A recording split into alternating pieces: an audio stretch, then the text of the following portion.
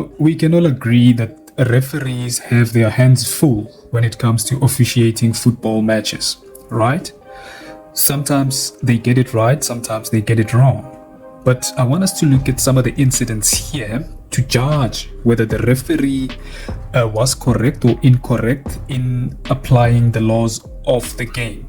Right, let's go into this incident. So in this particular incident, we see Makaula challenging for the ball together with the Marumo Gallants player, right? And as you can see there, the Marumo Gallants player plays the ball, right? He plays the ball first in an attempt to clear the ball. And in the process, Makaula comes in lunging with his studs up, his leg up, and in the process he makes contact with the chest of the Marumo Gallants player. Now let's look at the law, what the laws of the game say in relation to this incident in order to determine whether the referee was correct in judging this incident. As you can see, that clearly makes contact with the chest of the player, right? And look at the proximity of the referee in this particular instance.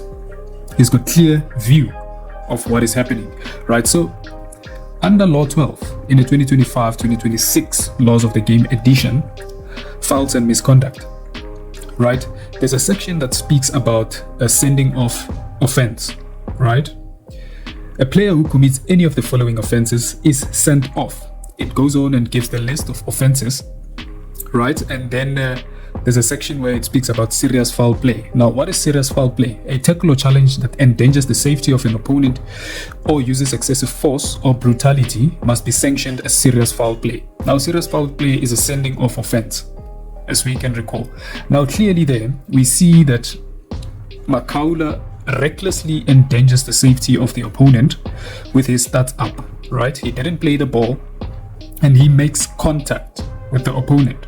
So in this particular instance, any player who lunges at an opponent in challenging for the ball from front, from side, from behind, using one or both legs with excessive force or endangers the safety of an opponent is guilty of serious foul play. In this particular case, Makaula got a yellow card for this offense. But according to the law, this should have been a direct red card for Makaula, right? He should have been sent off the pitch immediately, because that was serious foul play according to Law 12, fouls and misconduct. Let's go to the next one. So another interesting incident that involved Undlondlo and Umbokazi in the 18-yard area, right? So we'll see that Ndlondlo and Umbokazi are challenging for the ball. They enter the box, and what happens there is that both players go down, and then there was a shout for a penalty from the Marumo Gallants players, right?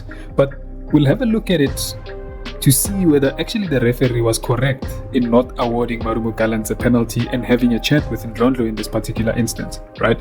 So in real time, there's a few things that you will miss from this particular action, but in slow motion we'll see exactly what happened.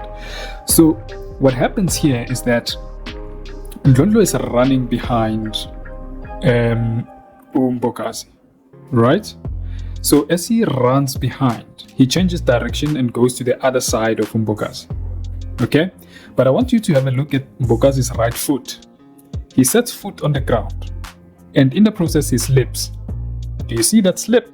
Look at that slip. He slips, slight slip. He slips there.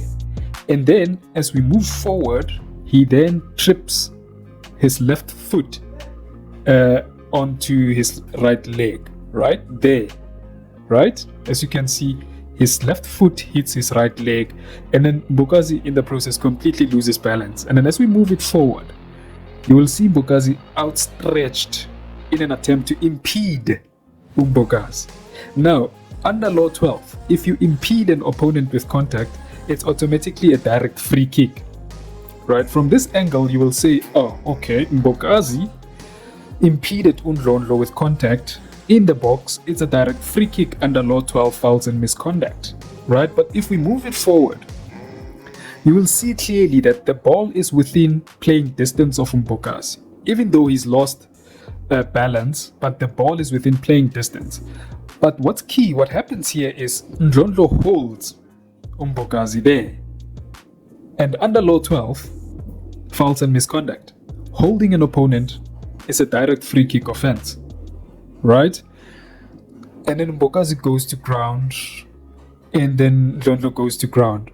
But what's important to mention in this particular case is that it is allowed for a player to impede progress of an opponent only if there's no contact and the ball is within playing distance. So Mbokazi in this particular case was correct in impeding Ndlondlo because the ball is within playing distance. But the fact that Ndlondlo holds him before he makes contact with him, right, actually nullifies Mbokazi's offense of impeding with contact. So the fact that Ndlondlo held Mbokazi here meant that Mbokazi had to be given a direct free kick. So that was a correct decision by the referee not to award a penalty because Ndlondlo holds Mbokazi.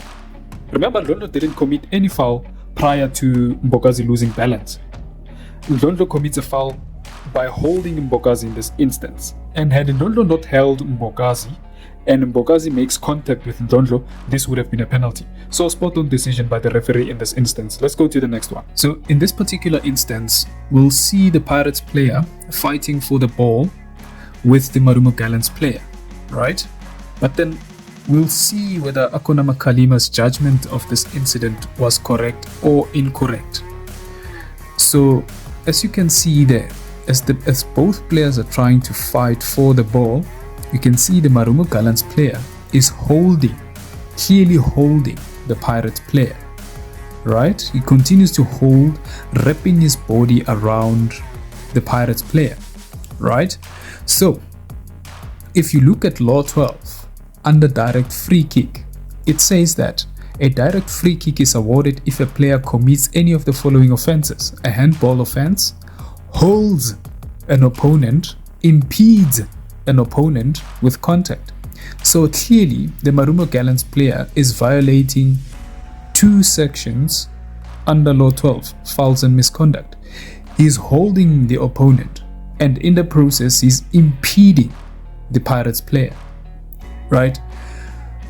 But what happened in this particular instance is that the referee actually awarded a free kick to Marumo Gallants. It's now unclear why the referee actually awarded that particular free kick to Marumo Gallants, because clearly the Marumo Gallants fouled the Pirates player first.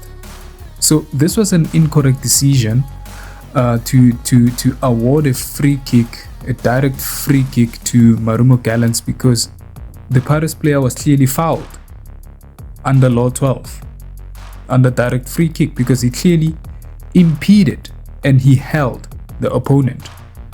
So it was an incorrect decision by the referee. Let's go to the next one.